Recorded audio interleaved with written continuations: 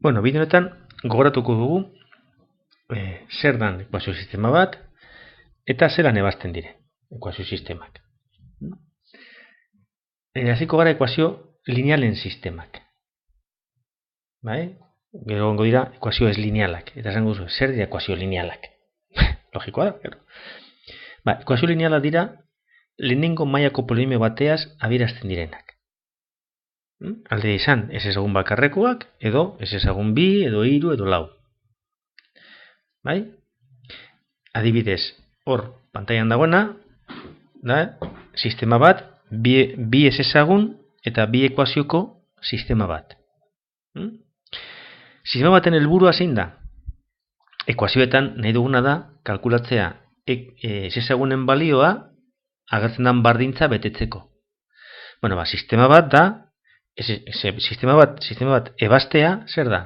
Kalkulatzea ez ezagunen balioa zein izan behar dan ekuazio guztiak batera betetzeko.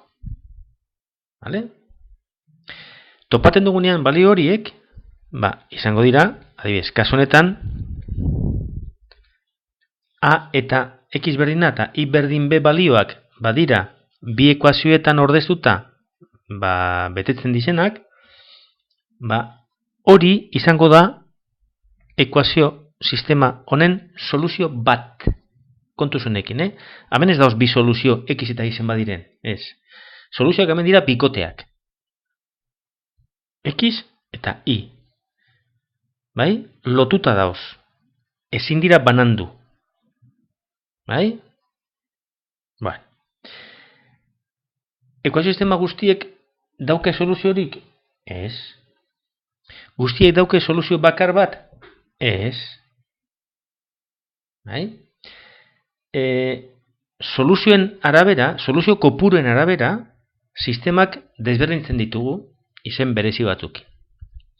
Soluzio bakarra dagoenean, esaten dugu, sistema bateragarri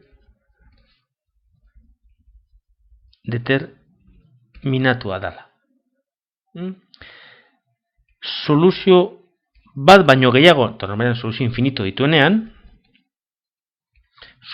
sistema bateragarri indeterminatua. Eta sistemak ez baditu soluziorik, sistema batera ezina deitzen da. Vale?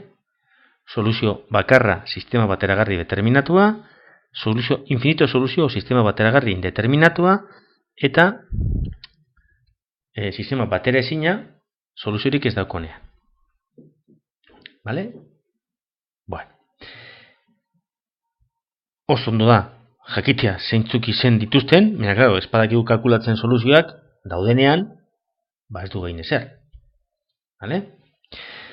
Lehenengo ipiniko dizkizuet adibide pare bat kasu bakoitzekoak. Vale? Adibidez, sistema bat batera ezina dana. Pi x ken y berdin lau eta lau x ken bi y berdin bost. Sistema honetan, zelan dakigu guk batera ezina dela? Begiratu.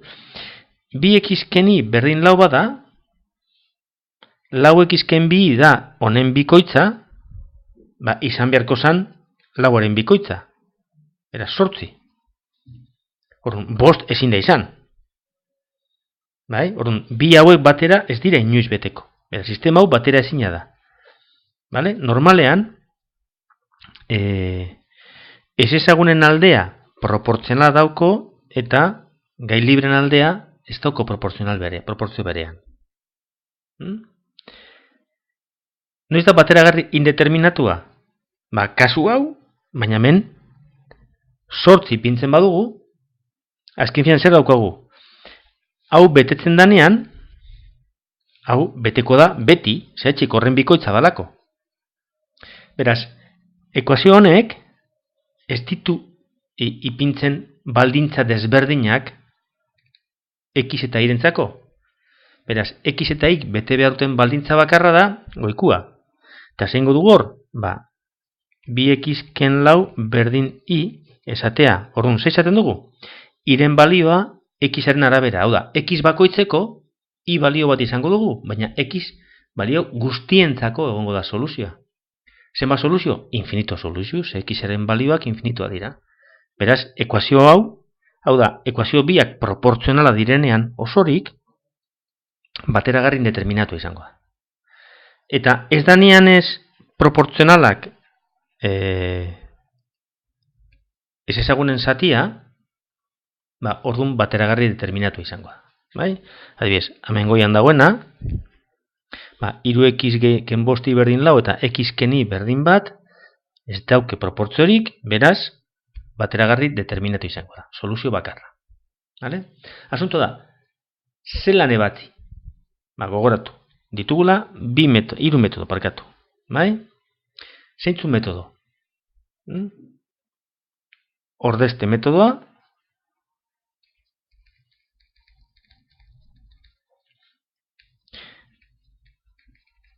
berdintze edo berdinketa metodoa eta laburtze edo laburketa metodoa. Vale? 3 metodiek azaltzeko beste bideo bat ipiniko dugu.